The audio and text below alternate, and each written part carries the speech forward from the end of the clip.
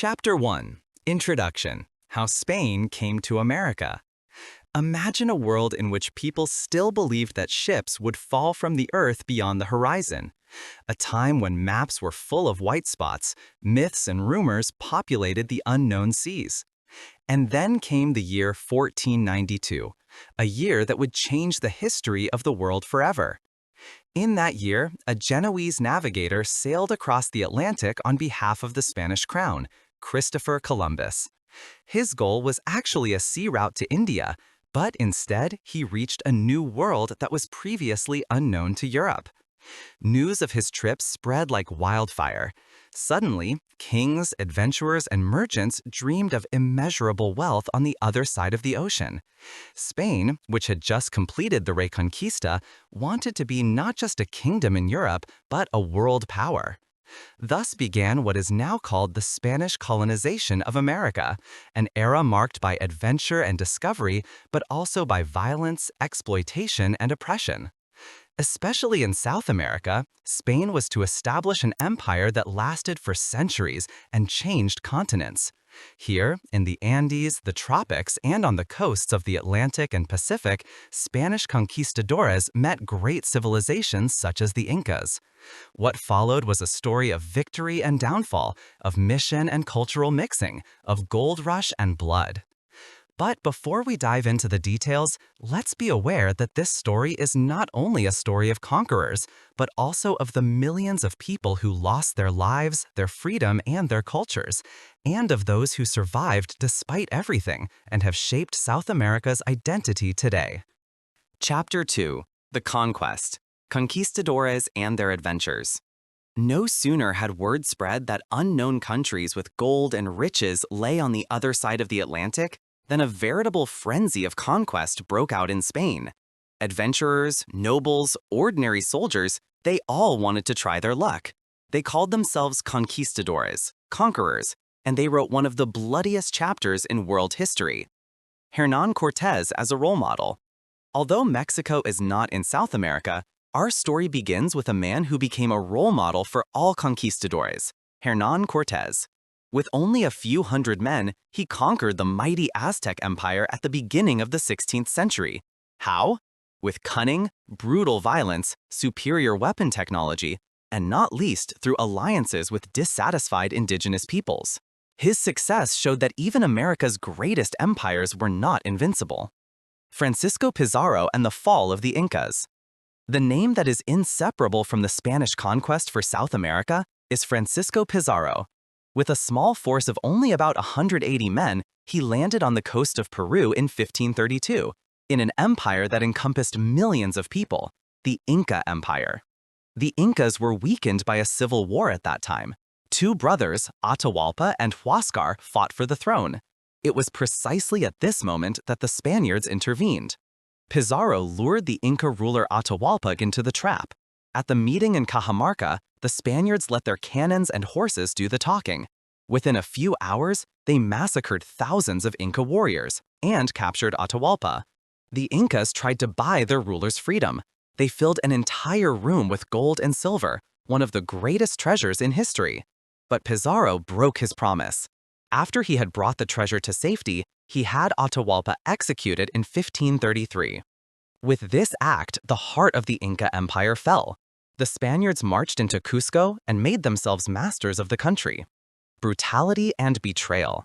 The conquest was not only a military triumph. It was characterized by deception, violence, and ruthless greed. Entire cities were destroyed, culture subjugated, temples plundered.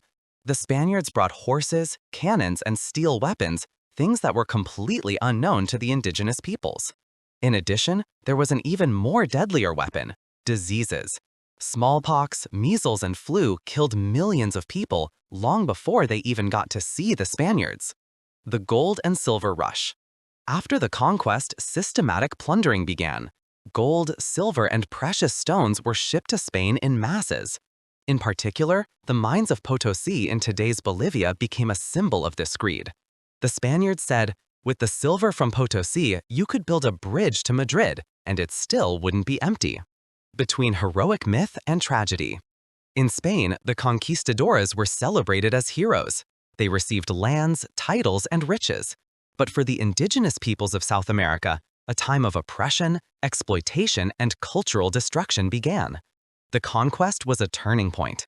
Free empires became colonies, proud peoples became subjects, and that was just the beginning. Chapter 3: The Crown and Its Power. After the conquistadors had subjugated the Inca Empire and large parts of South America, the next phase began: the administration and organization of the conquered territories. Adventures became colonies, and captured gold became an empire. Spain established a power structure that would last for centuries. Viceroyalty, Peru and New Granada. To control the vast new territories, Spain established viceroyalty. The most important was the Viceroyalty of Peru, founded in 1542, with Lima as its capital. From here, the viceroy ruled over almost the entire continent in the name of the Spanish king. Later, the administration was divided, among others with the Viceroyalty of New Granada, 1717, with Bogotá as its center, and the Vicership of the Rio de la Plata, 1776, with Buenos Aires. This division was intended to secure Spain's power and prevent individual territories from becoming too powerful. Bureaucracy and control. The Spanish crown did not want independent conquerors who built up their own empires. Therefore, it created a strict system of laws and offices. Governors, judges, civil servants all stood in a network of control that reached as far as Madrid. Important decisions were made by the Consejo de Indias in Spain. Every trade route, every ship, every silver transport was monitored. The encomienda system, exploitation with law. In order to organize the work of the indigenous population, the crown introduced the encomienda system. On paper, it was a protection treaty. Spanish settlers, the so-called encomenderos, were supposed to protect, convert, and care for their indigenous people. In return, they were allowed to use their work. In reality, however, it meant forced labor and exploitation. Entire villages had to toil in mines, cultivate fields, and pay tributes. Millions of indigenous people died from hunger, overwork, and disease. The role of the church as a partner. The Spanish crown worked closely with the Catholic Church. Missionaries accompanied the conquest, founded monasteries and schools, and saw it as their task to convert the pagans to Christianity. At the same time, individual clergymen tried to criticize the worst abuses. The most famous was Bartolomé de las Casas, who denounced the brutal treatment of the indigenous people in the 16th century. But his words changed little in everyday life. A realm where the sun never sets. With the colonies in South America and the silver fleets regularly sailing to Spain, the Spanish Empire became the most powerful force in the world. It was said, "In this kingdom, the sun never sets." But this splendor came at a high price, and it was based on the work and suffering of millions of people in the colonies. Chapter 4: Mission and Religion. The Spanish conquest of South America was not only a military and economic project, it was also a religious one. For the Spanish crown, the Christianization of the new territories was just as important as the mining of gold and silver. For they saw themselves as a bulwark of the Catholic faith and saw mission as a divine task. The role of the Catholic Church. From the beginning, priests and monks accompanied the conquistadors. They baptized the indigenous people, built churches, and tried to firmly anchor the Catholic faith in the everyday life of the colonies. The church quickly became one of the most powerful institutions in South America. It owned land, controlled schools, and shaped social life. In many cities, magnificent cathedrals were built to symbolize the triumph of Christianity. Jesuits and missionary work. The Jesuits played a special role. From the 16th century onwards, they founded missions in remote areas, such as Paraguay or the Amazon. There, they built settlements in which indigenous people were taught, Christianized, and educated in the European way of life. The Jesuit missions are still considered fascinating experiments today. They offered protection from the brutal exploitation of the encomenderos, but at the same time, they were centers of strict religious control. Destruction and mixing. However, Christianization also meant the destruction of indigenous religions. Temples were demolished or converted into churches, Images of gods were burned, rituals were banned. For many indigenous people, this was a deep break. They lost not only their political structures, but also their spiritual world. And yet, the religions did not disappear completely. Many things merged with Christianity. Indigenous symbols and traditions were integrated into Catholic festivals. This is how a mestizo religion emerged, which combines elements from both worlds, visible, for example, in processions, cults of saints, or festivals such as the Dia de los Muertos. Bartolomé de las Casas, Stimme des Protests. Some clergy were horrified by the brutality of the conquest. The Dominican monk Bartolomé de las Casas was one of the best-known critics. In writings such as the Brevísima Relación de la Destrucción de las Indias, he denounced the atrocities committed by Spaniards against indigenous peoples. His efforts led to some reforms, such as the new laws of 1542, which were intended to curb the abuse of the encomiendas. But in practice, little changed. Economic interests outweighed moral appeals. Legacy of the mission. In the end, the missionary work was successful. Today, almost all countries in South America are predominantly Catholic. Churches characterize cityscapes, religious festivals, the year. At the same time, however, many traditions of indigenous religions have survived, often hidden or dressed up in Christian forms. Religion thus became one of the most powerful tools of colonization, and a legacy that still shapes South America today. Chapter 5. Economy and Exploitation.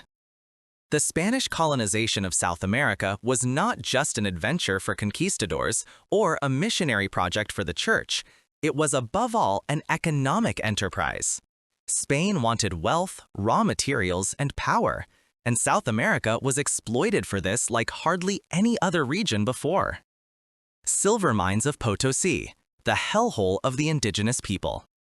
Probably the best-known symbol of this exploitation is the silver mine of Potosí in today's Bolivia. In 1545, the Spaniards discovered a mountain full of silver there, the Cerro Rico. Soon, Potosí became one of the largest cities in the world, with tens of thousands of inhabitants who worked almost exclusively in mining. For Spain, Potosí was an unparalleled treasure. Immeasurable quantities of silver were shipped to Europe, filling the royal coffers and making Spain the leading world power. For the workers, however, Potosí was a place of horror. Indigenous people were forced to do forced labor through the mita system. Under catastrophic conditions, they toiled in the tunnels, often until their deaths. It is said that millions of people died in the mines over the centuries. Gold, sugar, and trade. In addition to silver, gold also played an important role. Especially in the early years of the conquest, countless temples were plundered and gold treasures were brought to Spain. Soon, large plantations were established on which sugarcane, cocoa, tobacco, and cotton were grown. These products were exported to Europe on a large scale, at the expense of the indigenous population, who were forced to work. However, because the indigenous people died in mass from disease and overwork, the Spaniards began to bring African slaves to South America in the 16th century. Thus, the colonial economy became part of the Atlantic slave trade. Spain as a world power thanks to the colonies. The wealth from South America made Spain the leading power in Europe in the 16th and 17th centuries. With the silver from Potosí, Spain was able to finance its wars, build palaces, and promote works of art. But the wealth also had its downsides. The enormous dependence on the colonies meant that Spain's own economy remained weak. While the silver flowed to Madrid, domestic agriculture and industry became impoverished. In the end, the splendor of the colonies was also a curse for Spain itself. The price of exploitation. For South America, the colonial economy meant suffering and destruction. Indigenous people were dispossessed and enslaved.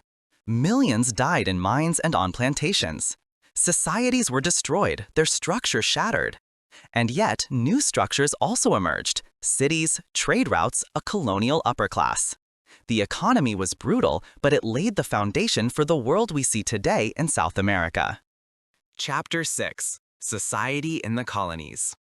The Spanish colonies in South America were characterized not only by wealth and exploitation, but also by a strict social hierarchy.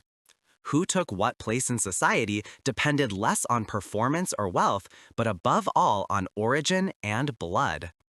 Spaniards at the top. At the top of the list were the peninsulares, who were born in Spain. They saw themselves as true representatives of the crown and claimed the most important offices in politics, church, and administration. For them, it was clear. Only those who came from the motherland were real Spaniards. Creoles, children of Spain born in America. Directly below were the Creoles, people of Spanish descent but who were born in South America. They had wealth, lands, and influence, but were often treated as second-class citizens by the peninsulares. It was precisely this contradiction, rich and powerful but excluded from political participation, that would later become a motor of the independence movements. Mestizos, indigenous people, and Africans. Underneath, a society of mixing began. Mestizos were descendants of Spaniards and indigenous people. They quickly grew into a large population group. They often had more rights than indigenous people, but fewer than Creoles. Indigenous people formed the largest population group. For them, colonial rule usually meant hard work in mines and fields, expropriation, and loss of their traditional way of life. African slaves were deported to South America in increasing numbers, especially on plantations in Brazil, Portuguese, and in Spanish colonies such as Venezuela or Colombia. Racism and hierarchies. Society was strictly ordered according to blood purity. The whiter someone was, the higher they were in the hierarchy. Mixed breeds were classified in a veritable caste system with dozens of designations for every possible combination of origin. These divisions determined life, rights, obligations, access to education or offices. All of this depended on one's origin. Everyday life in the colonies. Despite the strict hierarchy, life in the colonies was colorful and diverse. Markets full of goods from all over the world, cocoa, sugar, silver, spices, mixed with indigenous products such as corn or potatoes. Spanish cities with cathedrals and palaces sprang up alongside villages where indigenous traditions lived on. The colonies were a place of clash, but also of the mixing of cultures which still shapes the face of South America today. Chapter 7. Uprisings and Resistance. As powerful as the Spanish crown was in South America, it never ruled unchallenged. From the very beginning, there was resistance to conquest and the colonial order. Some uprisings were local and small, others shook entire regions. Early resistance of the indigenous people. Already in the first decades after the conquest, indigenous groups rose up against the Spaniards. Some tried to reconquer their old empires, others fled to inaccessible areas to preserve their freedom. In the Andes, the Amazon, or the Pampas, regions emerged into which Spaniards could hardly penetrate. Here, indigenous traditions often survived longer than in the centers of colonial power. Slave revolts. African slaves also resisted. In many colonies, groups of slaves fled into the wilderness and founded quilombos or palmares, free communities that escaped Spanish rule. They often defended their independence for decades. Uprisings in the 16th and 17th centuries. Between the 16th and 17th centuries, there were repeated uprisings in Peru, Bolivia, and Chile. The indigenous people fought against encomenderos, against forced labor in the mines, and against the destruction of their religions. The Spaniards reacted brutally. Uprisings were suppressed, leaders were publicly executed, villages burned down. But the resistance never quite stopped. Tupac Amaru II, the Great Andean Uprising. The most famous uprising was that of Tupac Amaru II in 1780. He was a mestizo and claimed to be a descendant of the Inca kings. In the Andes of Peru, he called for a fight against Spanish rule. His movement united indigenous people, mestizos, and even some Creoles. Entire regions were controlled by the rebels, and for a moment it seemed as if the colonial power could falter. But the Spaniards hit back with all their might. The uprising was crushed in 1781, and Tupac Amaru II was cruelly executed. Nevertheless, he remained a symbol of resistance, and later, an inspirational figure for the independence movements. A never-ending protest. As brutal as the colonial power was, the resistance never completely stopped. Every generation has had its heroes and martyrs. And the longer the colonial period lasted, the more the idea grew that South America would not be under Spanish rule forever. Chapter 8. The Influence of the Enlightenment and Europe's Upheavals. In the 18th century, the world began to change. New ideas, new revolutions, and new power relations shook the old order, and the Spanish colonies in South America were not unaffected. The Reconnaissance reaches South America. In Europe, philosophers such as Voltaire, Rousseau, and Montesquieu preached freedom, equality, and human rights.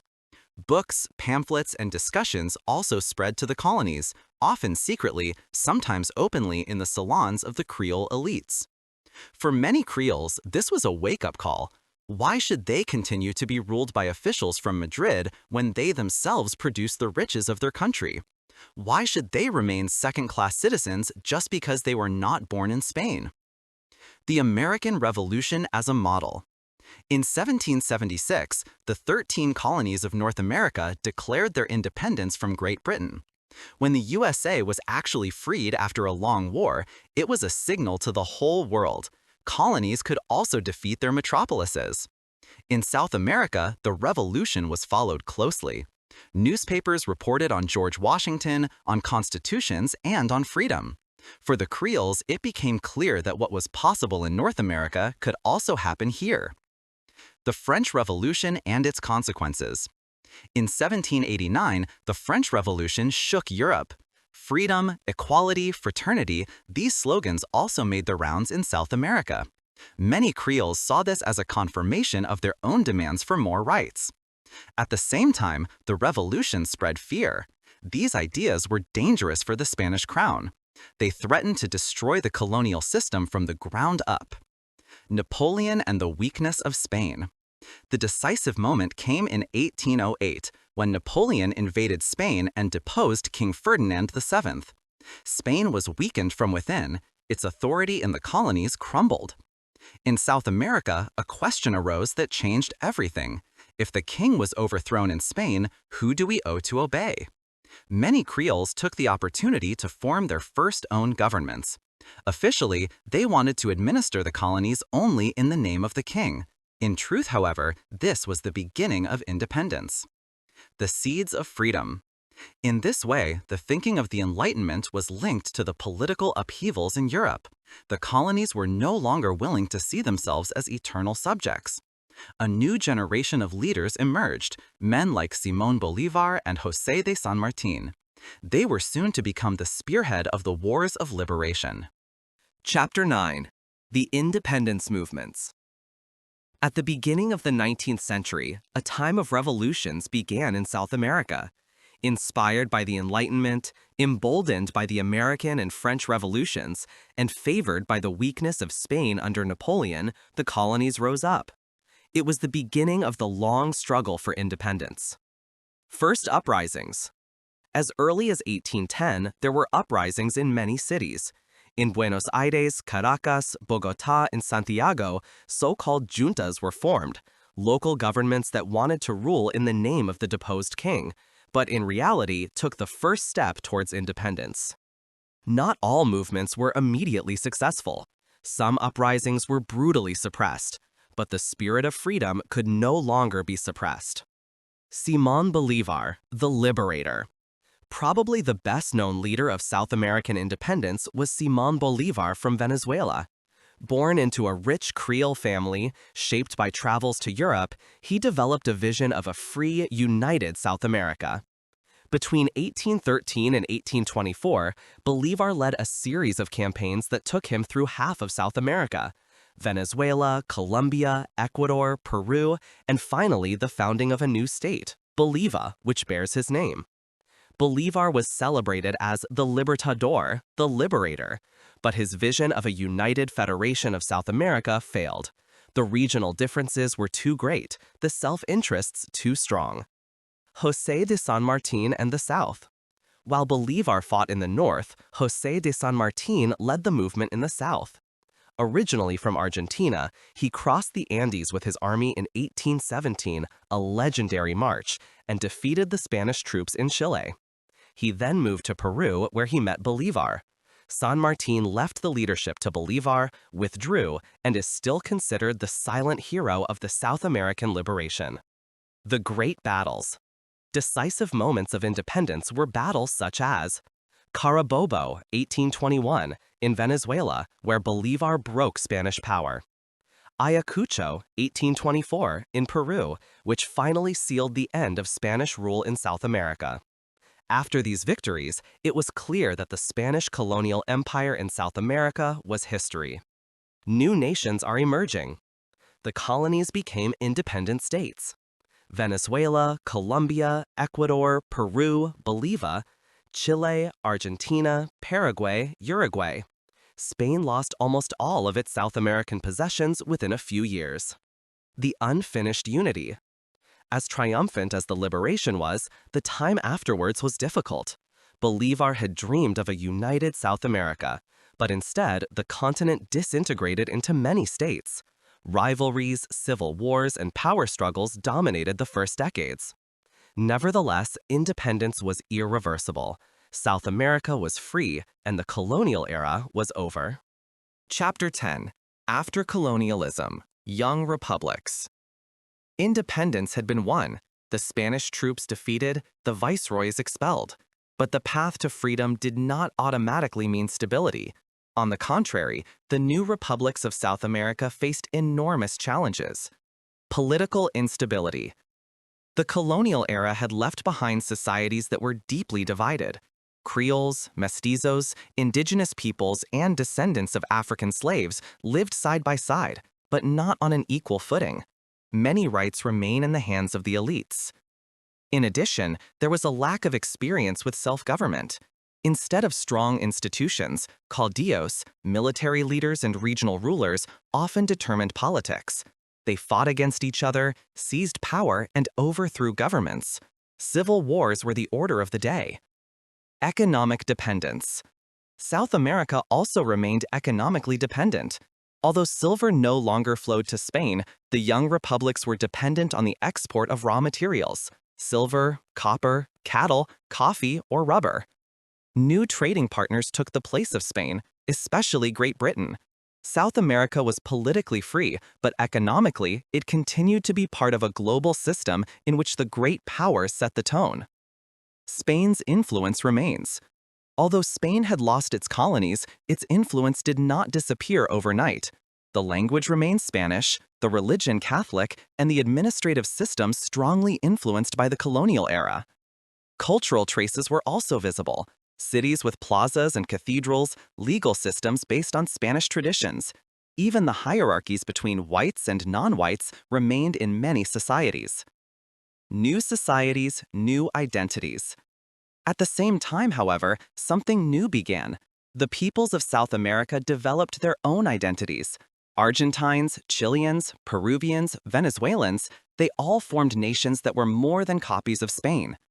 In literature, music, and art, forms of expression emerged that combined elements of European, indigenous, and African traditions.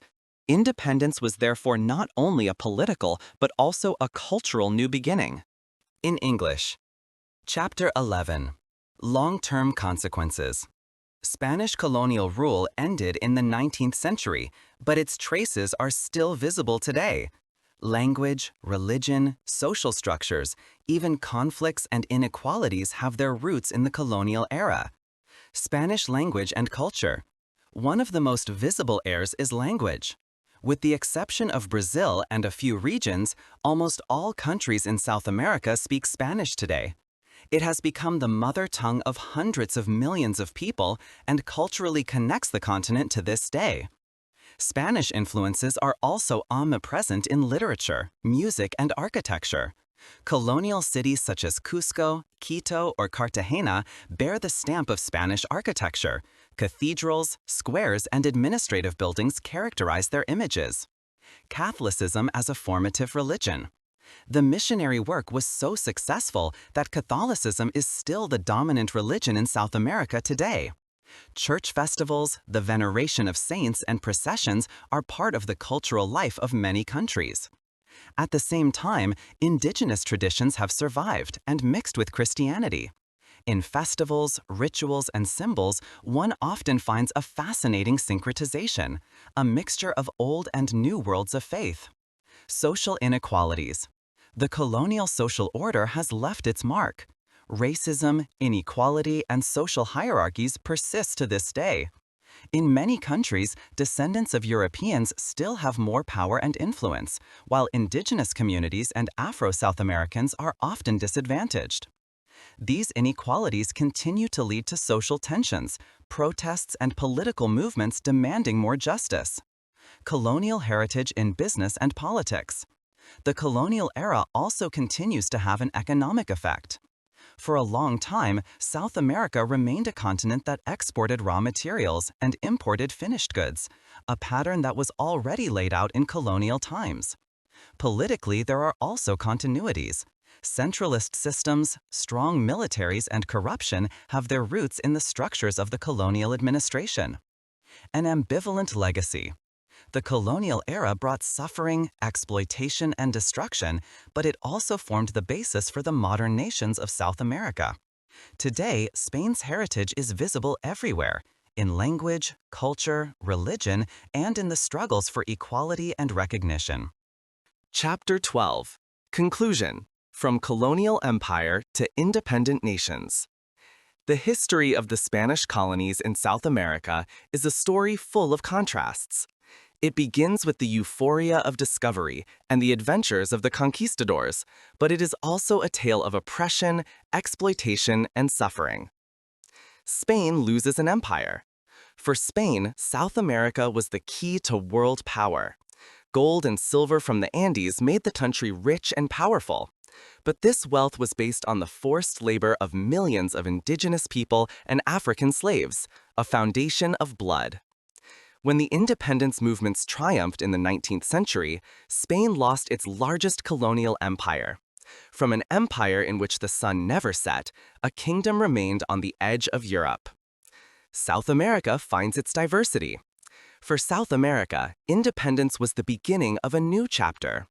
Colonies became nations: Argentina, Chile, Peru, Bolivia, Venezuela, and many more. They developed their own identities, shaped by a unique mixture: European influences, indigenous traditions, African heritage. But the colonial era had left deep marks. Inequalities, social tensions, and political instability accompanied the young republics and are still visible in some cases today. Why the colonial era still has an effect today? Even today, we feel the legacy of this era. Spanish is the common language of almost an entire continent. Catholicism shapes society and culture. Colonial power structures continue to have an impact on politics and the economy. And at the same time, history shows how resistance, adaptation, and cultural mixing have created something new: a South American identity that is unique. Final thoughts. The Spanish colonial period in South America was a time of violence and destruction, but also of transformation. From the scars of the past, new nations have emerged, which today go their own way. Colonial history is therefore not only a chapter of the past. It is the origin of the present and explains why South America is as we know it today: diverse, contradictory, lively.